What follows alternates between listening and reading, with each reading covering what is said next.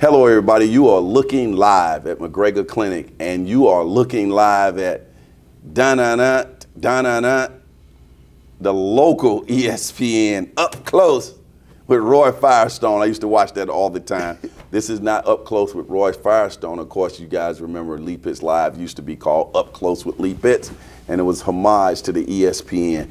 Back in those days, though, back in the 90s when I first started the show, one of my favorite guests on the show was the renowned coach, Larry Gary. At the time, he was the first African-American coach, head coach for high school football in Fort Myers. He's gone on to become a Hall of Famer, and we have the coach in here right now. Larry, let me bump you in.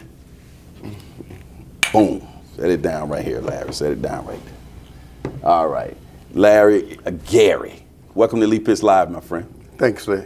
Good to get you here. I said to you off camera that one of the things I've noticed about you throughout your career, you maintain pretty much being consistent. What you get from Larry Gary today, you pretty much get it tomorrow. Tell me about the importance of being consistent in what you do.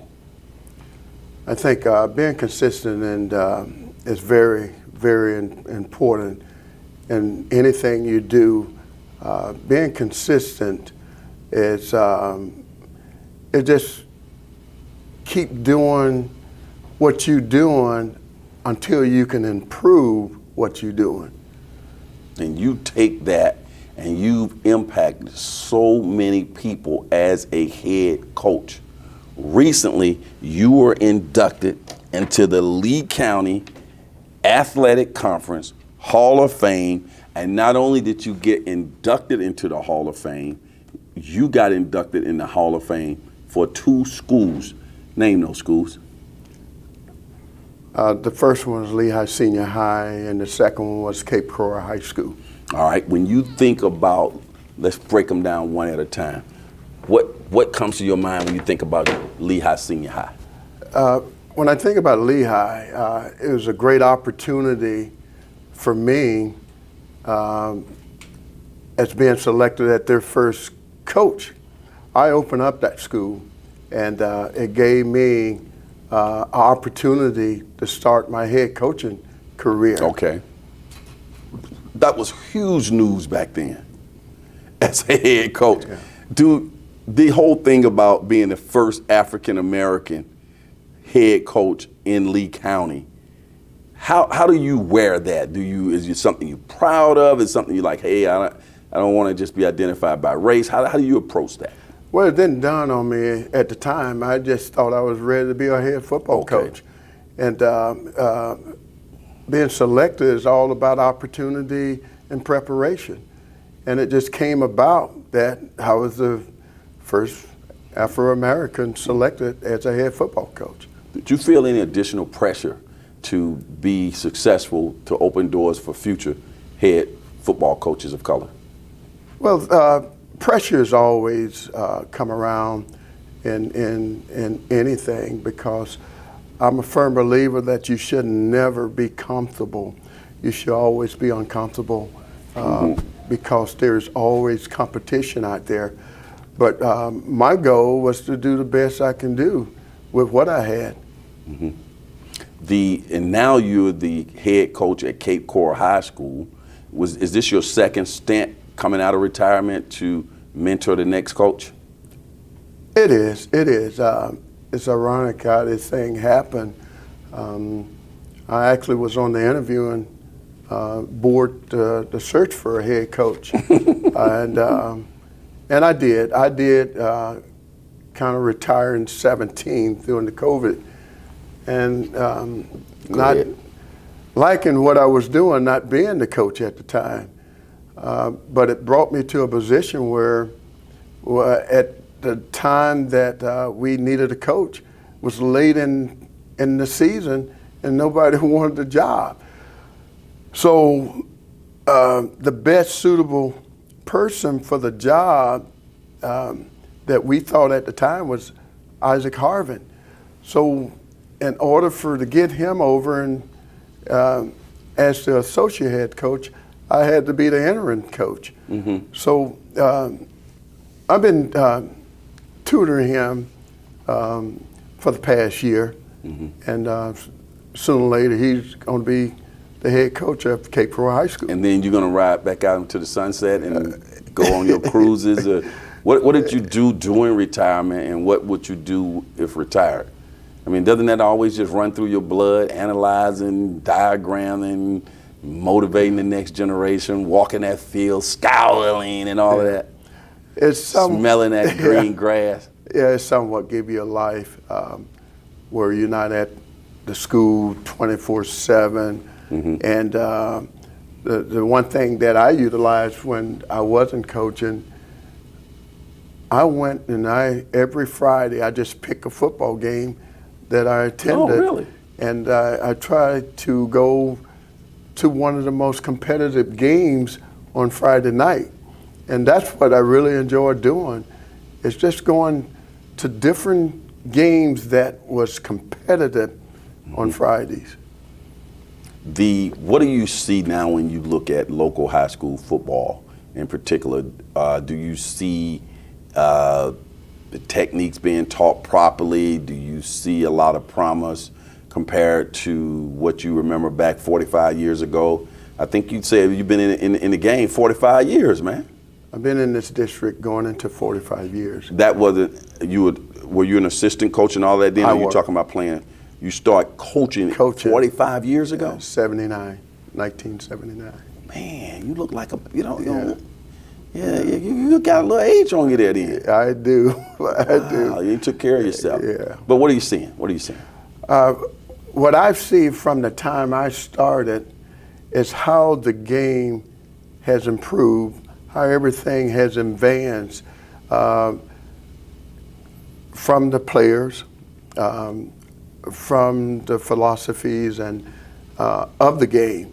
And what we do now with the players and the coaches, we send them to camps, not only to improve their techniques and also improve their investment in going to different colleges for scholarships, but also and make them a better player.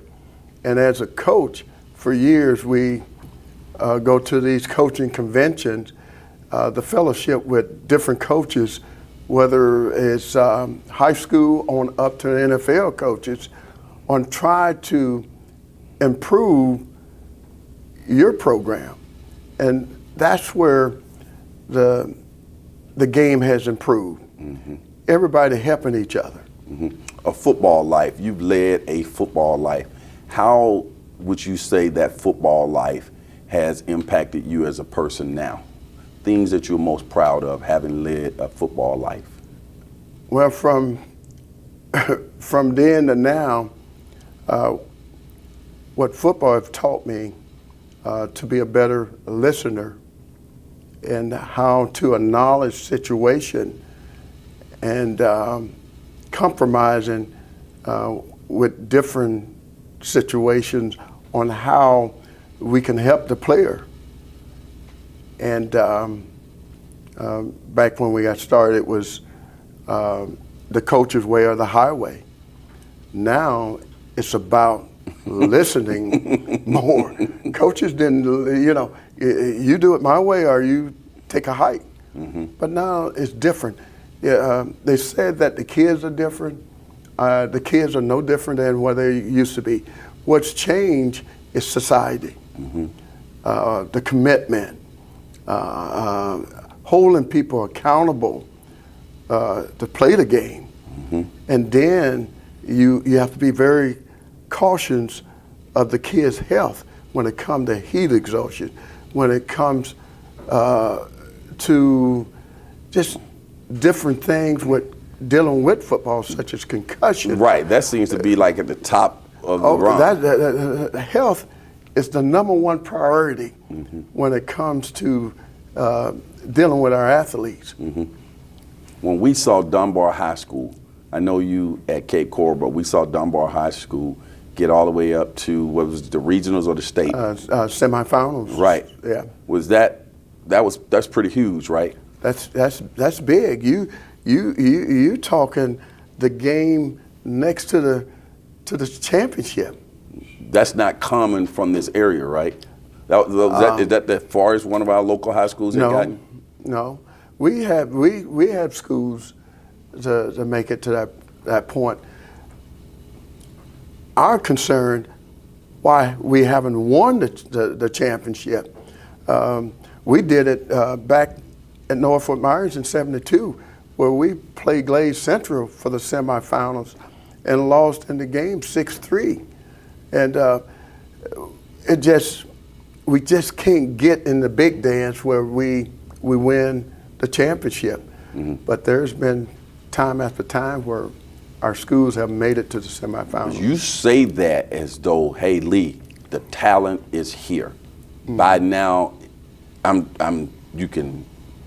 just pontificating. I kind of see like we haven't gotten to the big dance. You say that as though we should have or we could because the talent is here.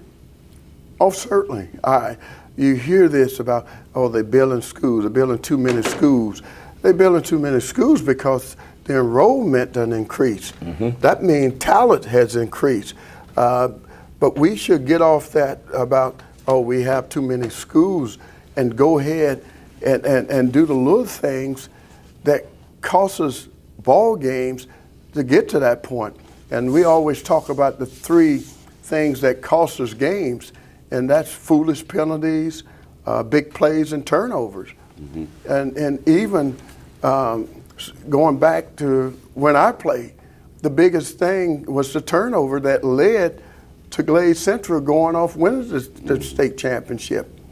And even the past year with Dunbar losing to Daytona Maitland, it was big plays and turnovers. It has nothing to do with the talent. Okay, sounding like a coach. Coach, I'm surprised when you say, hey, Lee, I still go out to the games. Mm. Talk about that, the fact that you, 45 years into it, you still get excited to go out on Friday nights to these games. I do. It's a habit. It's something that brought me to this point. Football, if it wouldn't be for football, mm-hmm. I wouldn't be here today. Coach, 45 years ago, you walking around with an encyclopedia of knowledge. You talked about I think you at some point you either coached or you coached against players like Deion Sanders, Javon Curse, just the list goes on and on. Mm-hmm. And you said the only one that you didn't get to interface with who became a big name was Sammy Watkins, right? Right. Name some of the people that you coached or coached against that people listening will be familiar with. Well, starting back with at Lehigh Senior High, of course, Philip Buchanan played in the league for several years. And then Mario Henderson played in the league. Yeah. And there's some that had opportunity, like Tito Rodriguez, Terrence Chapman, and then you had Jeremy Ware, Ryan Flynn, and then even I had associated with Jalen Watkins, which is Sammy, a brother, and the list went on. How does a small area like this, and particularly a small area like Dunbar, produce so many outstanding football players? I think over time the areas had grown. I don't think it's small anymore, but in Dunbar community, you still has those ancestors, those great grandfathers and mothers and great parents and the moms and dads that know the history of that area. And these kids are trying to fight to get out of those areas to improve their family's home style. Mm-hmm. So they never stop. They never stop. What I mean by that, they play all this 24/7. Mm-hmm. They doing something, whether it's playing football or running, or they doing something. They training, and without them knowing they training. But that area is I think, going to always be that way. Really? I think it's going to always. And from my knowledge, it hasn't changed. Do the fact of the Little League programs, the quality of Little League football has a tremendous impact in an area on what you're going to see at the high school levels? Most certainly. Little Leagues is that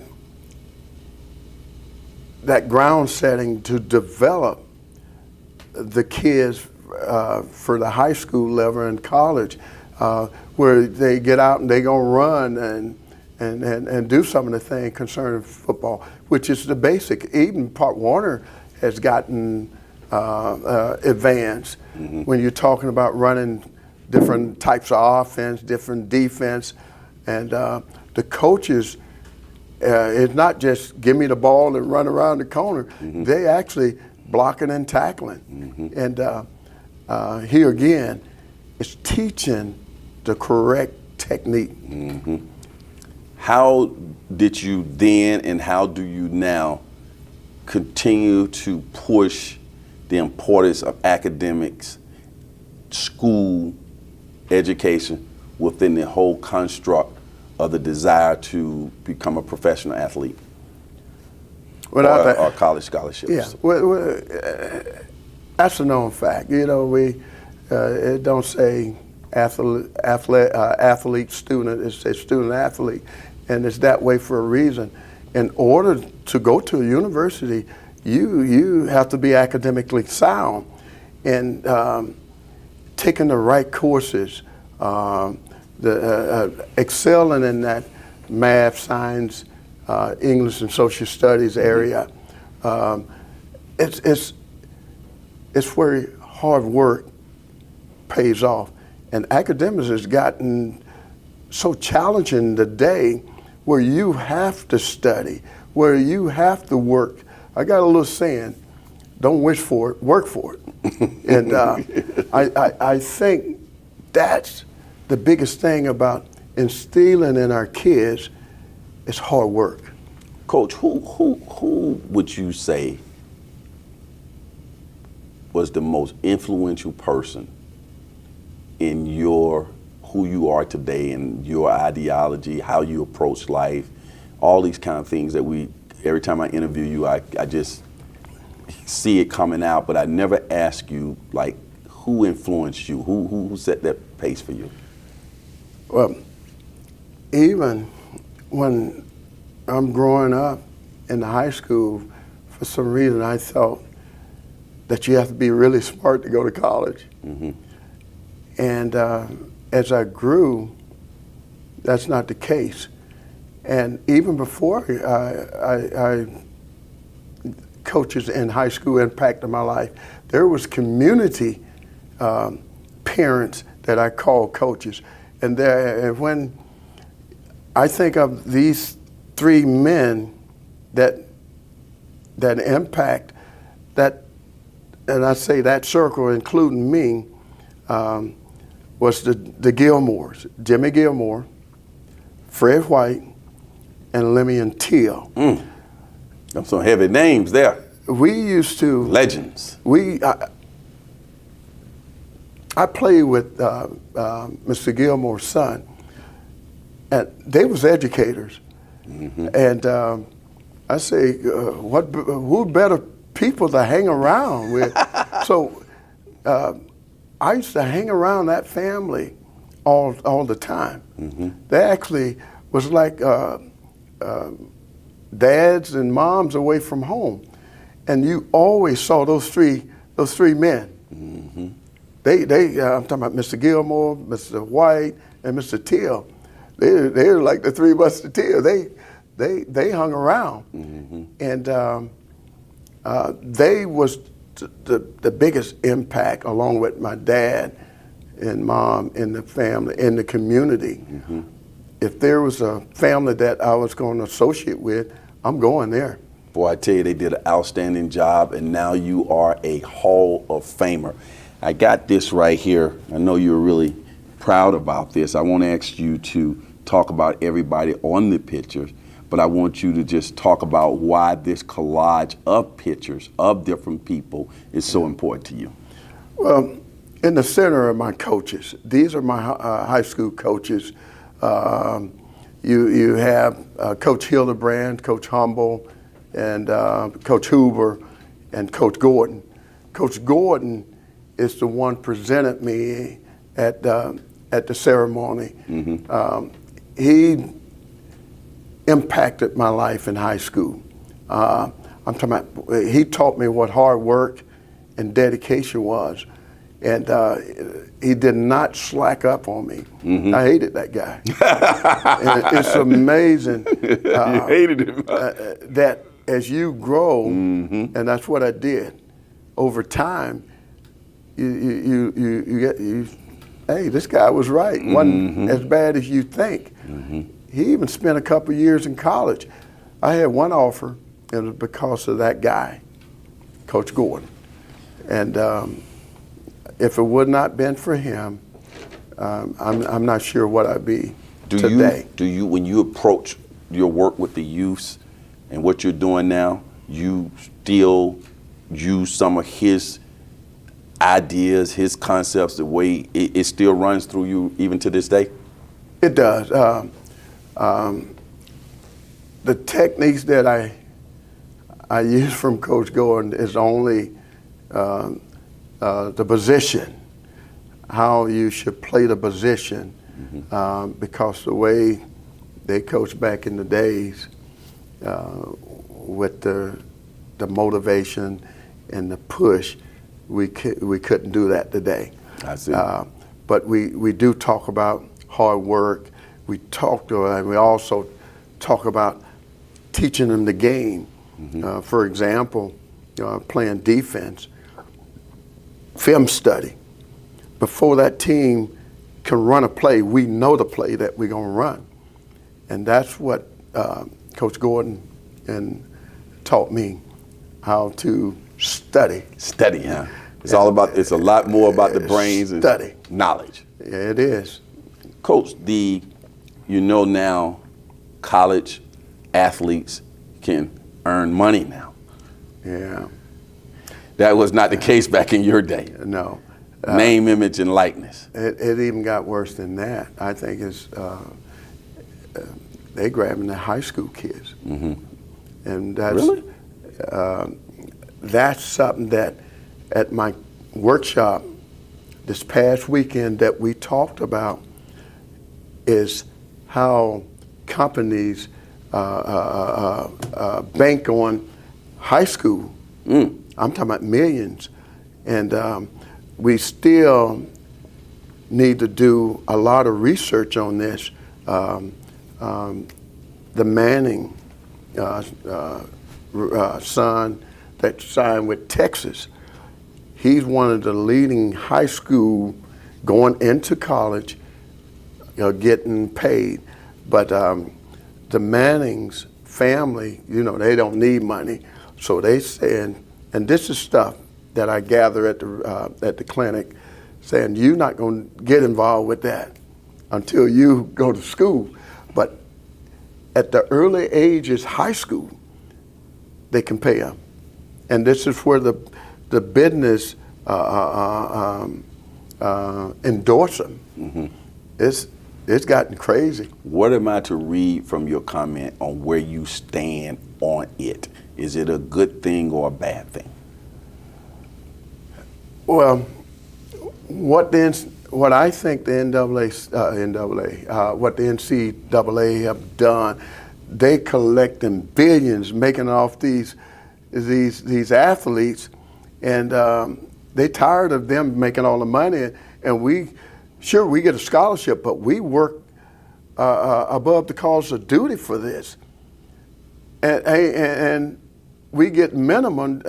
We granted we get our education paid, but we're not allowed to even get a job. If you're on a scholarship, you're not allowed to get a job. So the scholarship don't pay for clothing and stuff that you need, but it's something where, and it's only a selected few. They still need to research this. Okay. I think the kids need some money. Okay. I really do. They need money. When you say you're getting a scholarship and you're not allowed to work. Okay. So we got your position. Yeah. They need some money. I want to leave it on that comment. Yeah. Coach said the kids need some money. Let me bump you out on that, Coach. You agree? I agree. As the saying goes on this particular show, Oh, man. those who say it can't be done are usually interrupted by those like the Hall of Famer, Coach Larry Gary, who are doing it. Miami may have the oranges, but Fort Myers has got the juice. Yeah, we're teaching you that. Yeah. We'll be right back. Lee Pitts Live is a Lee Pitts Enterprise production. Hello, everybody. This is Lee. I'm so glad that you watched that particular show. And if you enjoyed that show, we got other shows like that. Just subscribe to our YouTube channel. Watch Lee Pitts Live on demand anytime. And also hit us up on all our social media platforms. Just type in Lee Pitts Live, and there you go.